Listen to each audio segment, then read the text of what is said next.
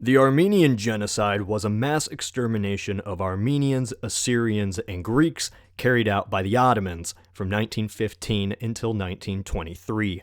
It's often considered the first major genocide of the 20th century. This video won't be like my others, because it's almost impossible to predict how things would have been had this event not occur, so I'll leave you to ponder after I show the facts. This video is simply going to state the history. Armenia has existed for millennia. The predominantly Christian people lived in eastern Anatolia, being swept up by the numerous empires which conquered the land. At the end of the 19th century, the current rulers, the Ottoman Empire, began to collapse. Fearing a rise of Armenian nationalism, the Turks started cracking down on these people. During the 1890s, the government massacred hundreds of thousands of civilians. The treatment got even worse when a nationalistic group known as the Young Turks took control in 1908. Their goal was to purge the land of any non-Turks. Sound familiar?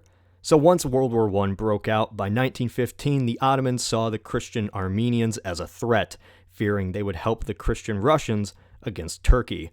The genocide started when hundreds of Armenian intellectuals were killed on April 24, 1915.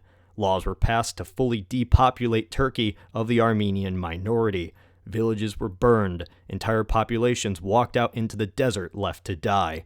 Killing squads hunted down any survivors. Once again, sound familiar? Under the context of war, the Ottomans went on a mass genocide against those they deemed unworthy.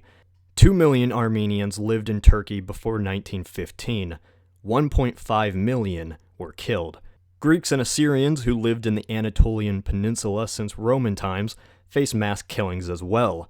Around 450,000 Greeks were killed and 300,000 Assyrians, ending all three cultures in the region. Now, I'm sure many are thinking, this was 100 years ago. Why is it so significant? Today, the Turkish government, the successor of the Ottomans, deny to call these actions a genocide. Since Turkey is a NATO ally and controls some important chunk of land, other nations, United States included, are uneasy to drop the G word when discussing these events.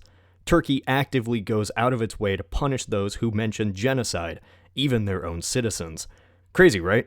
It's 2015. Simply refusing to accept that these actions are genocide means that a prominent government does not listen to history. The equivalent is Germany denying the Holocaust, cracking down on those who bring it up, and cutting diplomatic ties with nations who do. So what's the point of this video? To spread the common knowledge.